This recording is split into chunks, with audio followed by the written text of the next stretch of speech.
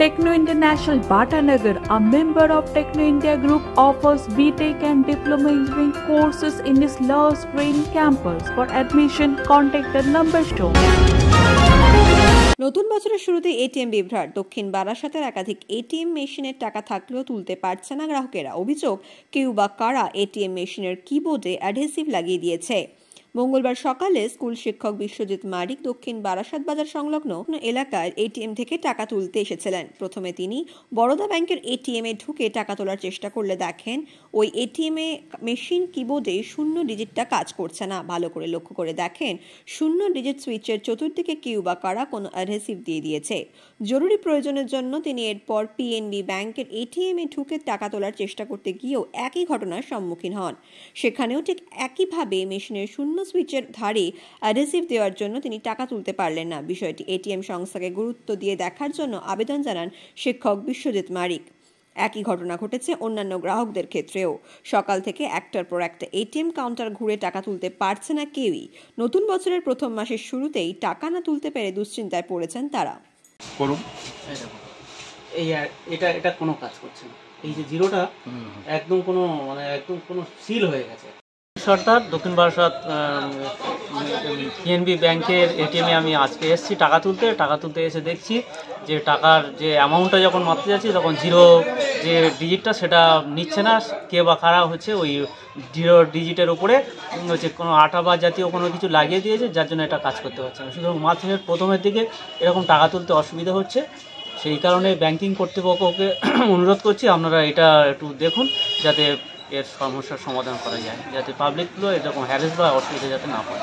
এখানে টাকা তুলতে এসে যেটা দেখতে পাচ্ছি, এটিএম যে মেশিনটা রয়েছে সেখানে জিরো যে বাটনটা রয়েছে সেটা কোনো কাজ হচ্ছে না।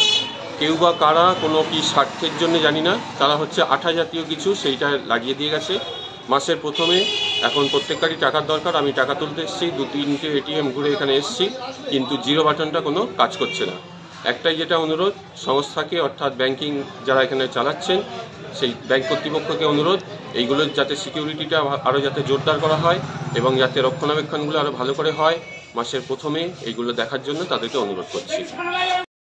মানে একটু এদিক ওদিক এটা কোনো আটা দিয়েছে, আটা দিয়েছে এটা। বন্দর থেকে আরামবাগ যাওয়ার পথে দুর্ঘটনা। আরামবাগ থানার অন্তর্গত গির্জাতলায় বাসের চাকা ফেটে গিয়ে পাল্টি খায় গাড়ি। প্রত্যেকেরই কম বেশি চোট লাগে। হাসপাতালে আহতদের নিয়ে যাওয়া হয়। আরামবাগ পুলিশ দেরি করে আসায় ক্ষোভ প্রকাশ করে স্থানীয়রা। ঘটনার খবর পাওয়া মাত্রই ছুটে আসে আরামবাগ পুলিশ। উপস্থিত হয় আরামবাগ সিআই উত্তম দেবনাথ। উপস্থিত হয় আরামবাগ পঞ্চায়েত সমিতির সভাপতি শিশির সরকার।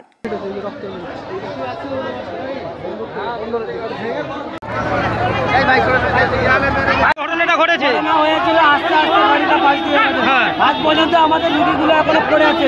আমাদের পুলিশ এই প্রশাসনে কতক্ষণ আগে হয়েছে কেসটা? হয়েছে 8 ঘন্টা আগে। কতক্ষণ আগে ঘটনাটা ঘটেছে? 8 ঘন্টা আগে। রাস্তা এখনো বাগায় নেই আজ পর্যন্ত। গাড়িগুলো মানে রাস্তার সিচুয়েশন খুবই খারাপ। মানে আমরা প্রাণ হাতে নিয়ে বাসে যাতায়াত করি, এটা সরকার যাতে দৃষ্টিগোচর করে সেই জন্য একটু বলবো আপনাদেরকে, সরকার যাতে দেখে। বাসটা কোথাকার বাস ছিল? এটা বন্দর আরামবাগ। বাসওয়ালা কি খুব গতিতে গাড়ি চালাচ্ছিল?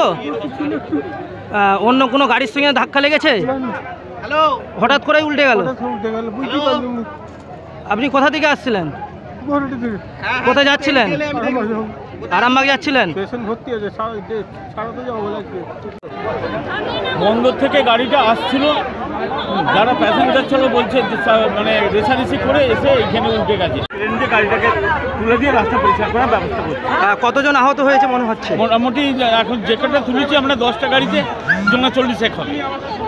কতজন সেখানে যে গুরুতর আহত কেউ হয়েছে? হ্যাঁ, হাত ভেঙেছে অনেক, হাত ভেঙেছে, বুঝতে লেগেছে, সব কিছু হয়েছে।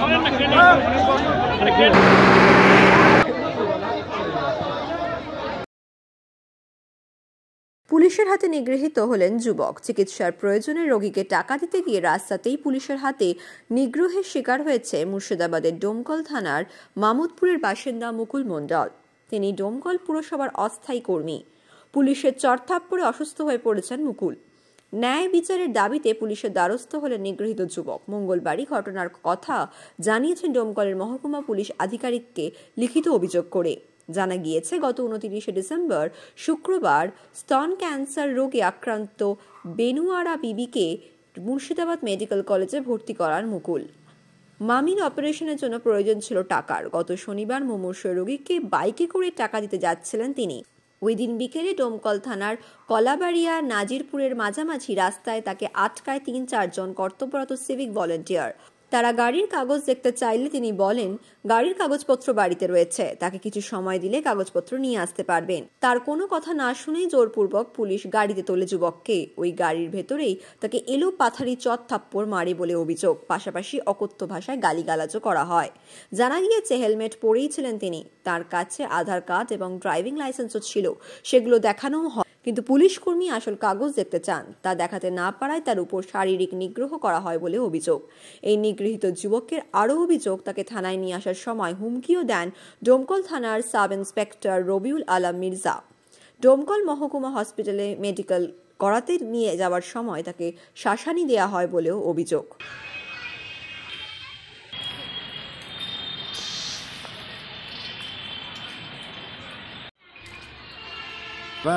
ঘটনাটা আমরা গত পরশুদিন জানতে পারি এই কারণেই, যেহেতু ছেলেটা আমাদের এই এপিডিআরের একজন সদস্য, সেহেতু তার উপরে একটা পুলিশের একটা টর্চার হয়েছে, তাকে মারধর করা হয়েছে। খবরটা আমরা পরশুদিন রাত্রেবেলায় পেলাম। পারপারে পুরো খোঁজ নিয়ে দেখা যায় অরিজিনালি তার সঙ্গে এই ধরনের বাজে ব্যবহার করা হয়েছে এবং তাকে মারধর করা হয়েছে। তাকে গাড়িতে জোর করে তুলে নিয়ে আসা হয়েছে এবং তাকে হাসপাতালে নিয়ে যাওয়া হয়েছে। হাসপাতালে তার ট্রিটমেন্ট করা হয়েছে এবং রাত্রেবেলাতে প্রায় 5:30 নাগাদ তাকে বন্ডে সই করে আবার তাকে ছেড়ে দেওয়া হয়েছে।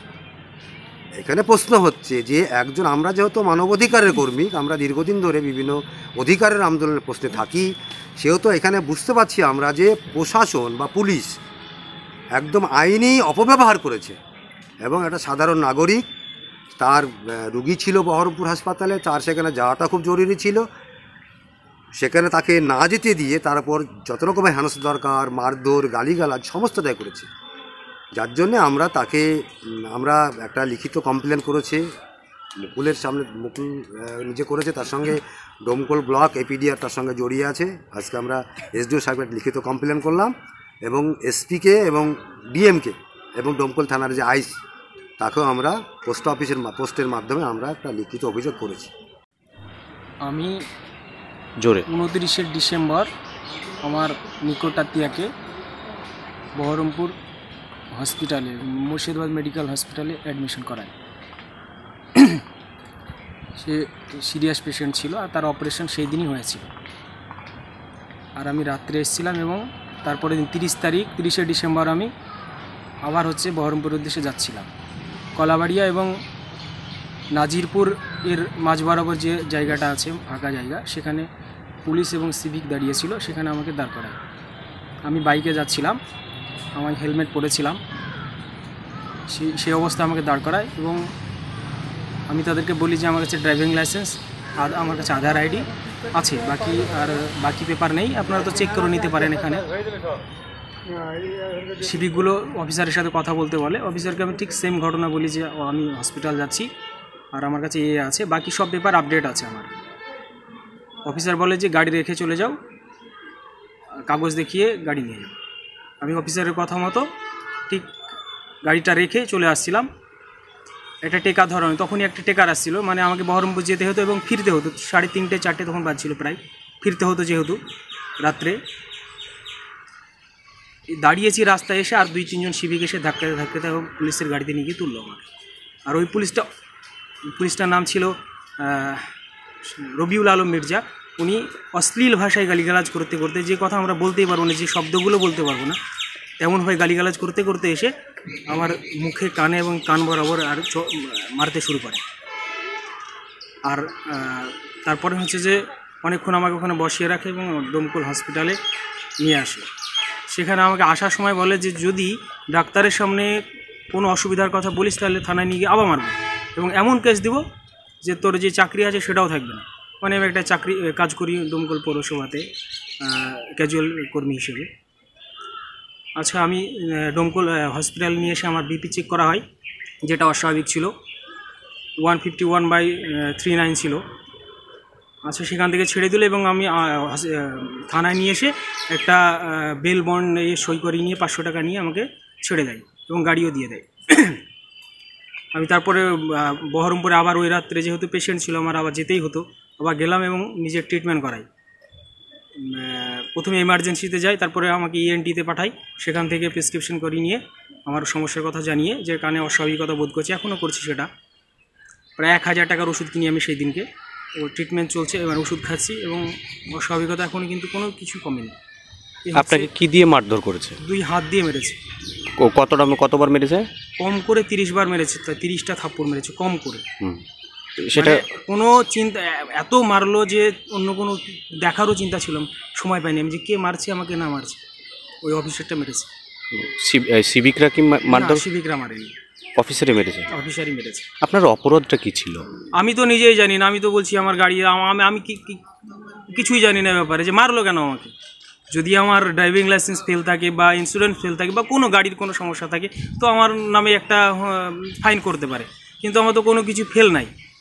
আমি তো, আর আমার এটা তো সাহসও যাওয়া মানে যে আমার সাথে ওনার সাথে মিসবিহেভ করব, কারণ অতগুলো পুলিশ আছে, অতগুলো সিভিক আছে, ফলে কোনো অপরাধ করিনি আমি, বা এরকম চিন্তাও করি না যে পুলিশের সাথে যেমনভাবে অ্যাটিটিউড করা দরকার একজন সাধারণ মানুষ হিসেবে বা একটা সচেতন মানুষ তেমনই করেছে।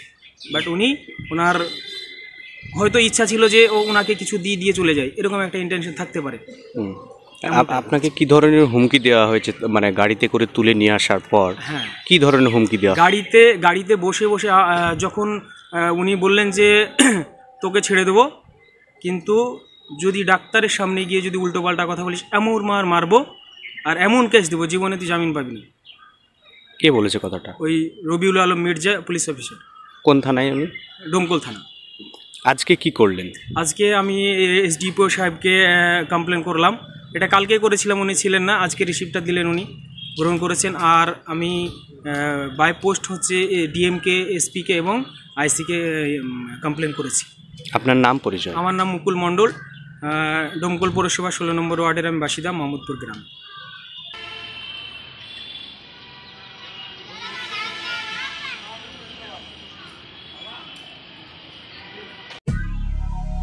দক্ষিণ শহরতলিতে এই প্রথম যে কোনো আনন্দ অনুষ্ঠানের সাথে সুহানি ব্যাংকুয়েট, শীততাপ নিয়ন্ত্রিত দ্বিতল, সুসজ্জিত বিল্ডিং সহ উন্মুক্ত ঘেরা প্রাঙ্গণে আপনার আনন্দ অনুষ্ঠানকে নতুন রঙে রাঙিয়ে তুলতে আজই বুকিং করুন গঙ্গারামপুর রোডে উৎপল দত্ত মঞ্চের বিপরীতে Suhani banquet. Institute of Technology, Kolkata, conducting AICT recognized and university affiliated MBA Engineering and Polytechnic program.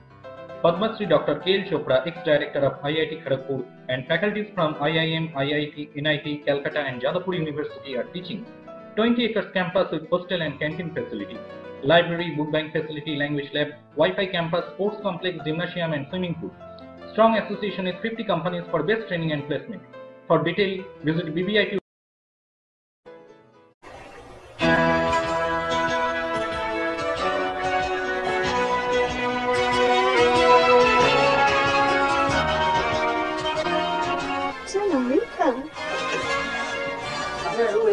Thank you.